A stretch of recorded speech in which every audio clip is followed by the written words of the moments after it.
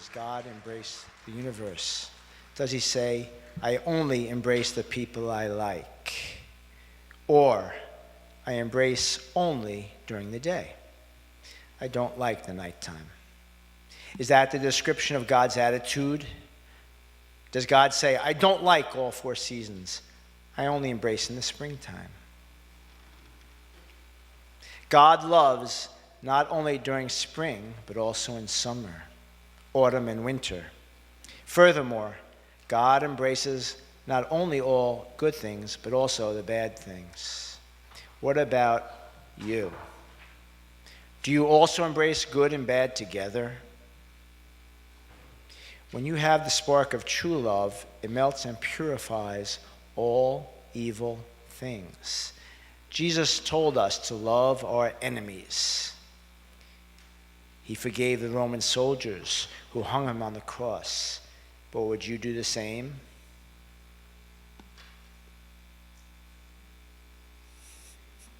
If you were treated so evilly by someone, could you forgive him? This is the secret. When evil is forgiven and embraced, it is eventually melted and purified. When you embrace your enemy, the spark of the love of God will melt away evil. Even Satan cannot help but surrender in front of the true love of God. When you are giving the true love of God, the smallest woman should feel, my love can melt even the biggest man. That's the kind of confidence you should have. That is the way I live my life. I want to embrace the entire world and every kind of person, even the most disagreeable ones. Once a person tastes true love, he cannot go away from it. An analogy is the honeybee when it is sucking honey from a flower. You cannot pull it away. Even though its tail comes off, the bee will not release the honey. The same thing happens when people find true love. Certainly, true love has even stronger power than the power of honey for the bee. True love has the power that enables people to sacrifice their lives. It goes beyond the power of death. That is why in God's world, death has no power. Adieu.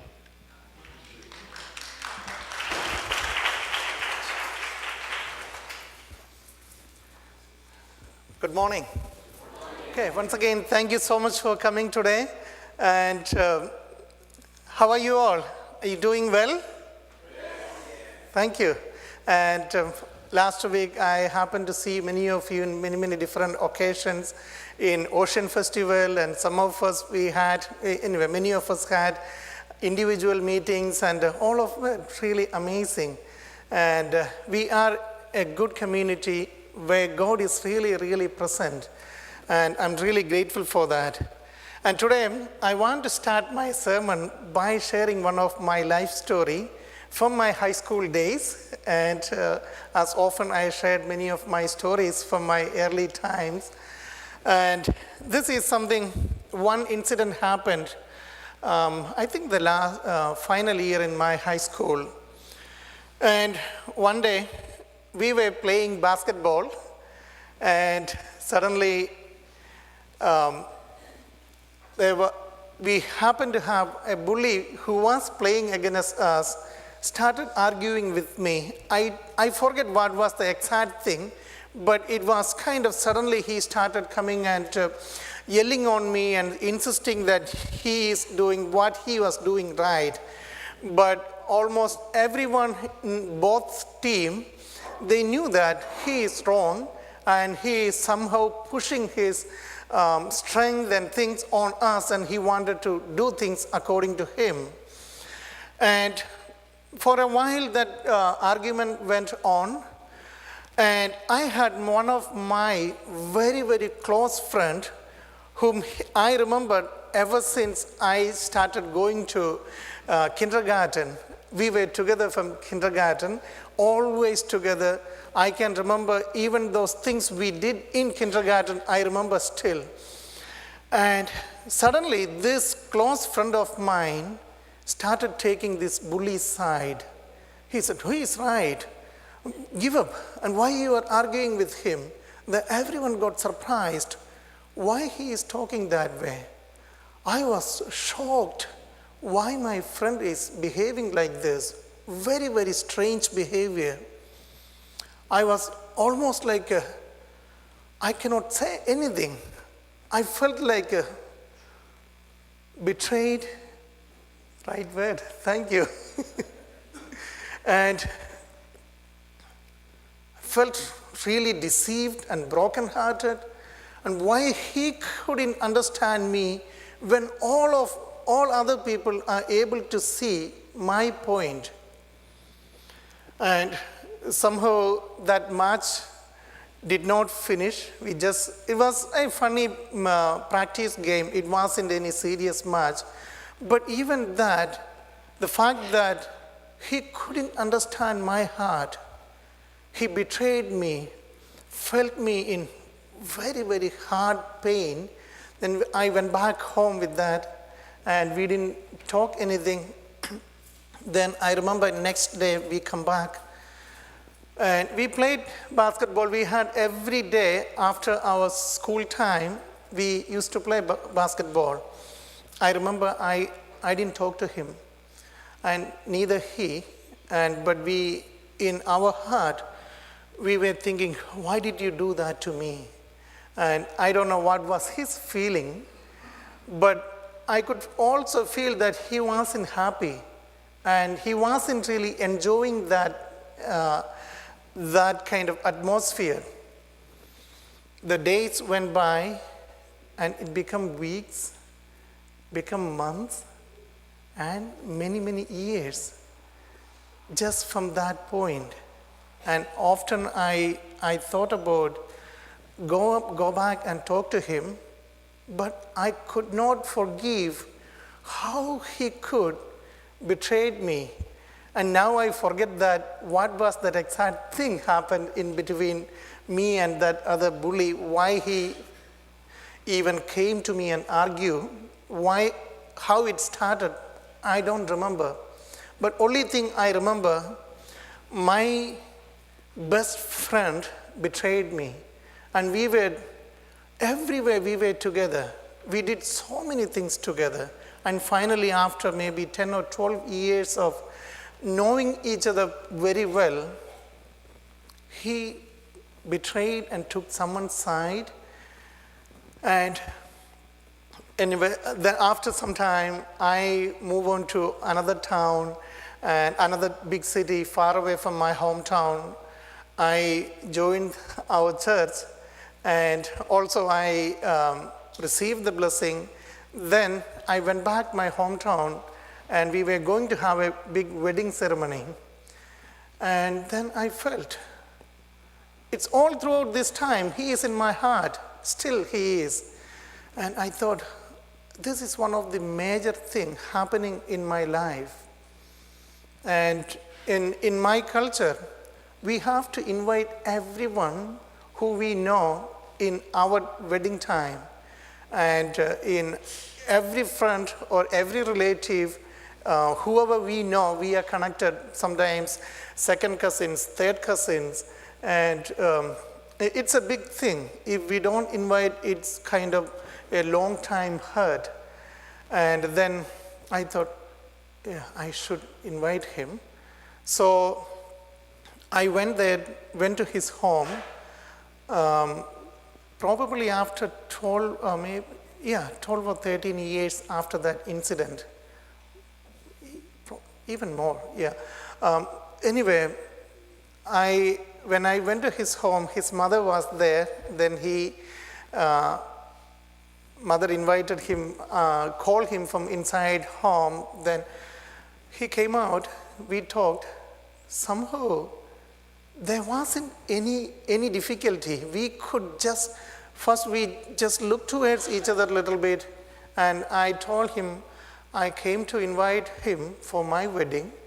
And then initially it was kind of a little bit hesitant to start that talk, But after that, suddenly there is no problem, and suddenly we could come back to that relationship again. And then I felt, while coming back, I was feeling how stupid I am. There's so many years, I didn't went back and talk to him. And even him, he didn't come back and talk to me. And at that point, neither of us remember what was the actual. And I didn't even know why he even sided up. Right now, I think right now I feel like probably he was afraid of that big bully he felt that maybe he could have get hit by that person or bullied by that person or something. Maybe something happened and suddenly he spelled out that words. Then I took it in my heart and keep it for so many years. And probably in his mind, he is afraid that if he come back to me, maybe I chastise him or I again we come into an argument or something. Anyway, I totally felt it's so silly that I kept that in my heart until that point. Then now we communicate. Not that I call him, but whenever I go back to my hometown, I always see him. But now I feel those years I was in communication with him was kind of very, very important years where I made so many deeper connections with many other friends also, whom even I did not know in my earlier times. But that's why we miss a lot of good times in those 12 or 13 years. And today's Hunduk reading, True Father asking us how much, to what extent God is embracing the universe. How much God embraces the universe. Does he do that only with the people he like? Only with the people who think they are looking good, they are smart, they are doing everything according to the original plan? Or everyone who kind of always go and to be with God? Is that the way? Or does God embraces everyone? What do you think? You don't know? Have you heard the answer from that Hunduke? Everyone. God embraces everyone, no matter what we think about ourselves, what we think about another person, what we do in our life. God embraces everyone. There is no time in God's life or God's according to God where, oh, today I feel tired, I want to sleep early, so don't call me today. God doesn't do that. We sometimes in the midnight, 1 o'clock or 2 o'clock, we wake up after really going through a traumatic experience of feeling in our mind that, oh God, I'm feeling so bad. And sometimes some of our members call me like that. Sometimes in 1 o'clock, I'm feeling that we had a nightmare. I don't know what is going on. Something like that. Sometimes I miss calls, but in God's that big open arms, we always feel, whatever the time we feel, God is open. God is embracing us. No seasons in front of God. God doesn't say, yeah, it's winter season, I don't really feel good. I want to have a long sleep. I don't want to wake up in the morning, and don't bother me. God is always there. And especially when we feel bad about ourselves, when we do something bad in our life, then God is right there waiting for us. Are you okay? As soon as we go and tell God that, oh God, I'm feeling really bad. And how can I get back? How can I get back to my normal track? God is there telling us, son, my daughter, don't worry. You are good, and I'm here to help you. And go and talk to your parents, or go and tell your pastor, or go and talk to your friend. And that way, we can really, really feel that presence of God in our life. God is not there to yell upon us that, why did you do that? You shouldn't have do that. And then don't come in front of me.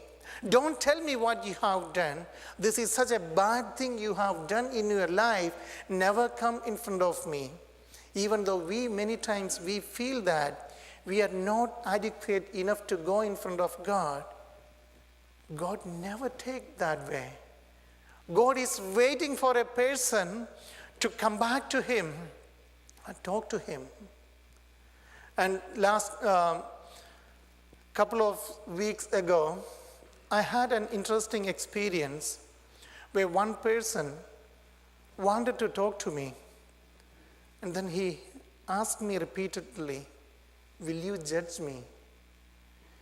Will you stop talking to me if I share this with you?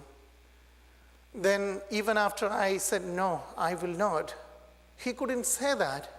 Then again and again, after so many times, he asked me, he started crying, and then he started sharing me. He told me that for 29 years, he could not share that with anybody. He could not talk what he was going through in his life to anyone because he was afraid of being judged. He was afraid of being thrown out of the community. He was afraid that there is nobody in the world is like him, and he is the only one in that situation, and nobody can understand what he is going through, and even God cannot understand and forgive him. But recently, because of our special grace ceremony, we started talking about that. And he wanted to make sure that before this special grace ceremony, he wanted to get out everything. He really wanted to feel free, and he received God's love into his life.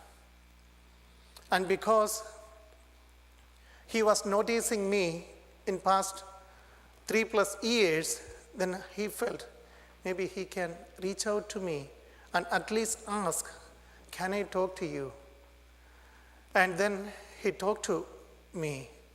And at the end, he really felt God is there. God was never away, but he wasn't looking towards God.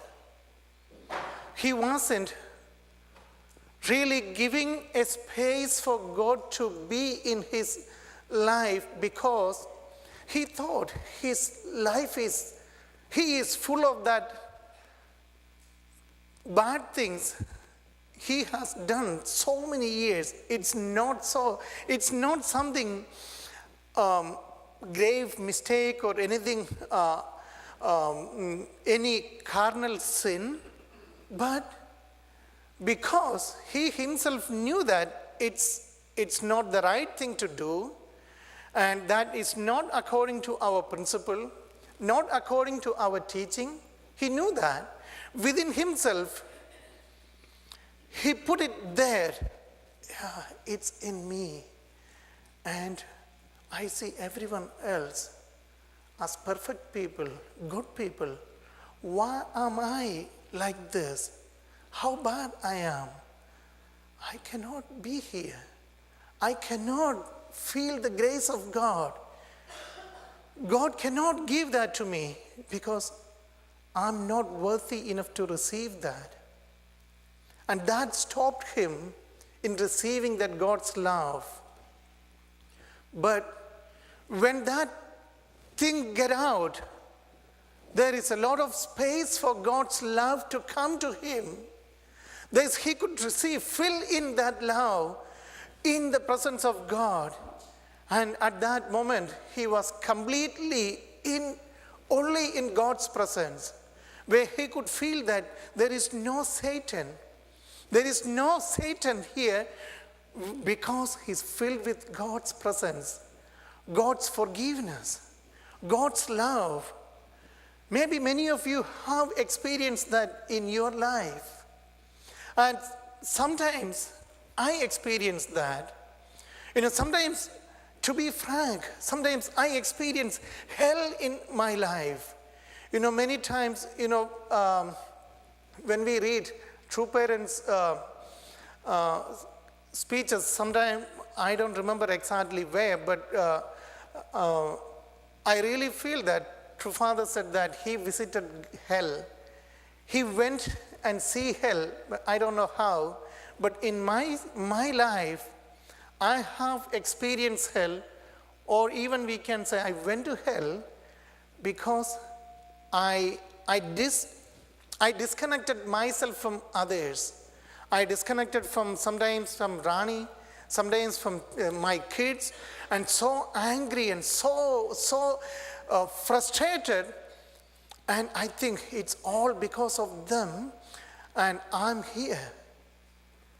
And after some time, maybe after a few hours or something, when we again start talking, I feel like, oh, that wasn't there. What was that?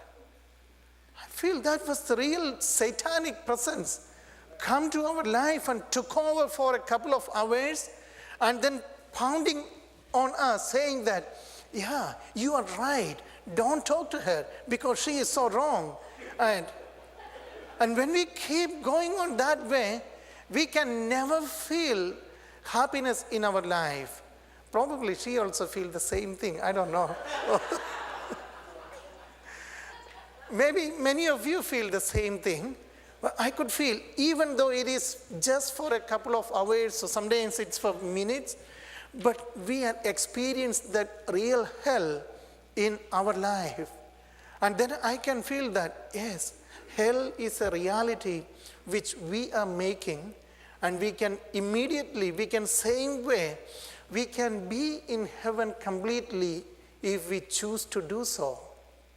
And here, today's reading, True Parents are asking us how much you are willing to embrace others, how much you are willing to really forgive others.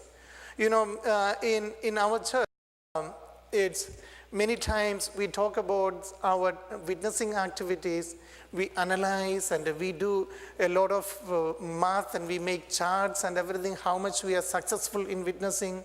And sometimes a certain word comes saying that, what is the quality of those people coming? Or what kind of people are coming and joining with us nowadays? And sometimes we say, they don't have quality. They are not qualified enough to join with us. And sometimes when I think deeply, what is the quality of coming to us? What kind of quality we should have, or a person should have, for us to embrace him into our community? What is that quality? Do they have to be a Harvard graduates? Do they? If so, you would be never sitting here. Or should they be like a high school graduate? Or are they supposed to have big religious people, like practicing all laws and all kind of biblical laws and Jewish laws and everything? Because in this world, There are so many people who cannot understand that, who are not that way. We are here. And that's why God sent His Son, His only Son, Jesus, to save us. Because this world is full of sinners and full of people who need the presence of God, who need the presence of God's forgiveness, who need the presence of God's love. God sent us His Son. And again, God sent us again our true parents, because we could not understand what is love. We measured love with our own scale of quality. We choose to love, we choose people. Oh, he looks good, so let me love him. Let me reach out to him and embrace him. Sometimes we say prepared people and things like that. Of course, there may be, and you should be doing that. But many times, he thought with one person, he was having so much difficulty to educate him or even talk to him. But during that time, somehow True Mother said, she wanted to embrace everyone in this world. Then he was coming to me in one evening in the office and say that everyone means he is also part of that. So how can I feel bad about him? And that is what the God's love is. God needs to love people who really don't understand love, who never experienced love, who never really even came to know about God, came to know about even there is such a thing as called love. And after I started thinking about this, I couldn't continue my preparation for the sermon without calling one person. I was kind of really putting him aside because I was really experienced a lot of difficulty dealing with that person. So much difficulty. I couldn't bear him. So I stopped even dealing with that person. He used to come to our church once in a while, but sometimes some of the things he does, I couldn't bear that. Sometimes taking away things and all kind of things. But I felt maybe that person never really experienced that love. Now how can I say that I know God's love, but because you don't know, you don't need to be here? And that is what, if we were experienced, we were picked by God according to how much we understand, how much we are able to give back to God, probably none of us would be here. And that's why today, I really want to feel love towards everyone. Many times, we are not able to love others because we are self-judging us. We are not really allowing God to come into us. We are not really let go our own little things we have within us, which is stopping God to fill us fully with God's love. Many times that can happen only if we honestly talk to another person and let that thing go out of our life. And sometimes we may pray to God all the time and every time, but unless we really talk to one person, a person who represents God. I'm not saying person who represents God means a pastor or any leader or nothing like that, but each and every person represents God. And by really talking to a person who you can trust, we can really feel that amazing grace of God. 3-4 weeks ago, I could feel that.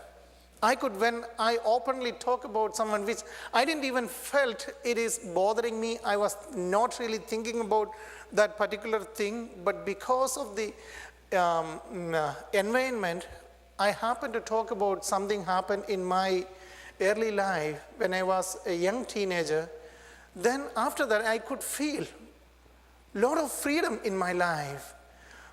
All of us have many things like that, small little things which is still in us, stopping us to have good relationship with God, with other people. And I really want, when we are going through this special grace period in our church life, where True Mother is asking us to be really forgiving to everyone and feel the forgiveness of everyone, let us really be totally just like a child. Today we were singing that song. Why do we walk when we can fly? Why do we crawl? We are sometimes not even walking, we are crawling.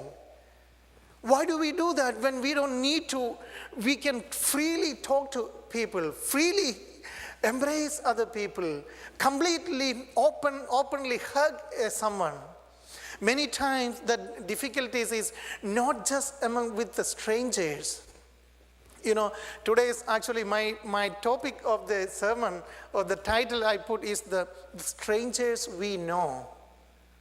We are in this community, we know everyone, but sometimes all of us are strangers to each other. We don't really know each other. Even within our family, we act like strangers, or we are strangers sometimes. We don't know what our children are going through, and we don't even try to find. We just let them have their own life, and I don't want to bother them. But sometimes that kind of attitude become far and far, and then we come to a point that we are totally strangers. We don't care each other. Sometimes between husband and wife, we can be strangers. Husband is in husband's world, and wife is in wife's world, and we don't want to be both crossing each other. And we can't be that way. And many times, we make a picture of another person in our mind. Sometimes I have that image, like always when I ask to Rani to make a special thing, I say, oh, she may not do that. It may be too much for her. But why do I have to think that way? Be just frank and be totally. Every time when we think about other person, that image we have in our mind, that's the one coming. We are not really seeing that person. We see that image. When we see that, oh, he is a very strong person. He is an arrogant person. He's not going to talk to me. He's not going to care about me. And we have those kind of pictures with everyone. And then, as soon as we think, as soon as we see that person, that image is the thing we see. Then that image is blocking us to make a real connection with the other person. It could be our spouse, it could be our child, it could be anybody, anyone sitting in our community. It could be anyone sitting here. It could be a person who you every day work with. But every time you see, as soon as you get into your office, then you see that face and say, yeah, I know, he's not going to. Do you feel that sometimes? Do you experience that? All the time. I know that. It is there. It is every time we see that other people with our image within us, then we make judgment based on that, then we act like that. In my life, after I had that small little thing with my friend during that basketball match, every time I felt that he's going to deceive me. He did that with me. He's going to do that again. No, I don't want to give my trust again to him. So I make that again and again. Every time I see that, yeah, he's going to deceive me. Then I convince me by making that he's a betrayer. I convince every time I see that, yeah, again that betrayer. But I never try to see what made him do so. What he was going through.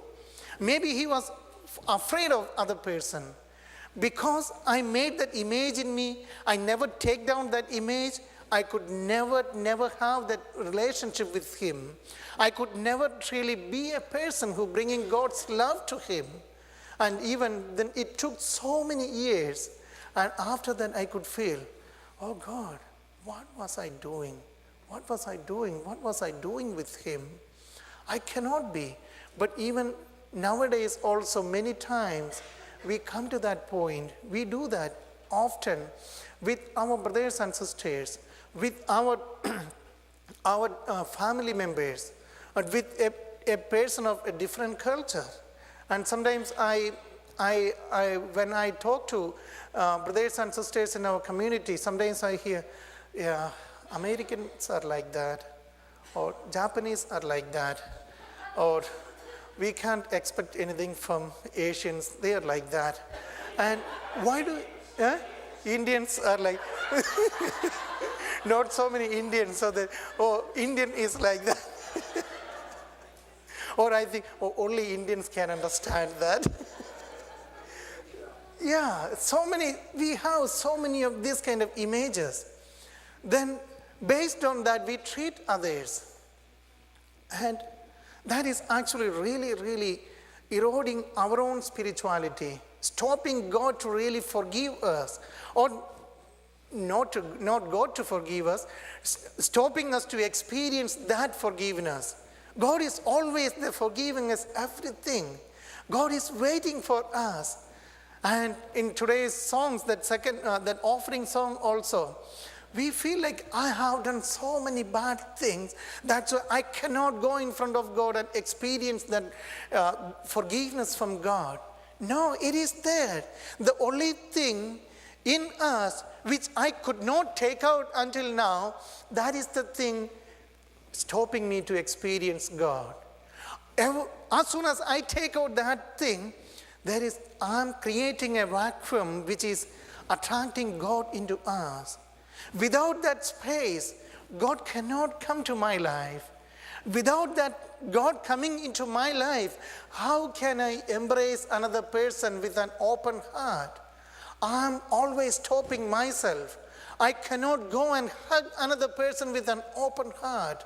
And also when I see people sitting in our community, sometimes it could be even in fellowship hall, when I see a person, I don't think he would talk to me. I have several times our brothers and sisters shared to me, feeling that I don't think they are all sitting there together only with their clique. Maybe, yeah, that is actually in reality that's happening. But sometimes those people sitting in that clique, they are maybe nervous about everyone else. They're so worried that, oh, I don't think I can talk to other people. I don't think I can. My English is so bad. I can't talk. And sometimes I remember when I started giving my sermons, I was so worried about my English. And still, I have this accent and everything, but now I don't really think about that. And that gives me a lot of freedom. But if I think too much, I cannot talk. I cannot be with anybody else. And many times, those are the things, our own feelings are stopping us to experience that love. And I really want to encourage you, be embracing to other people. Do not judge, and do not judge ourselves, as well as do not judge bringing God's love. Soothe people's difficulties. That is the... Thank you. When we do that, that's where we are creating heaven. I was strongly feeling that heaven is here. Yesterday I asked Rani, if we are in heaven, will we forgive somebody? Just immediately, will you forgive someone if you are in heaven? If you yes, raise your hands. Nobody raising hands? Oh, now everyone. And I feel, only when we are forgiving to everyone, we can create heaven. If we are in an attitude saying that, yeah, in heaven, none of us do any mistakes. We cannot forgive each other. We all are we have a set of rules God made for us, God given to us. We all are supposed to fulfill that. Then only we can be in heaven. Heaven is not going to come. Then, if that's the way, God doesn't need people, because God could program a nice computer automated machine. It would just run like that. It never changed. But human beings, we are created in the image and likeness of God, which is embracing everyone, forgiving everyone. By doing so, we can create heaven in our community. And please, let us really be open to everyone. When you join in your communities, in your small groups, feel really open to others, not to judge, not to even put ourselves down, but to really feel the presence of God. And we can really become a divine community, and we can really create a heaven in our community, in our family, in our personal life, by practicing these simple things. Be open to everyone, and God is not to judge any of you. God is there to welcome you, no matter what we are going through, no matter what others are going through. Be a person of God and embrace everyone with divine love. Thank you so much. May God bless you.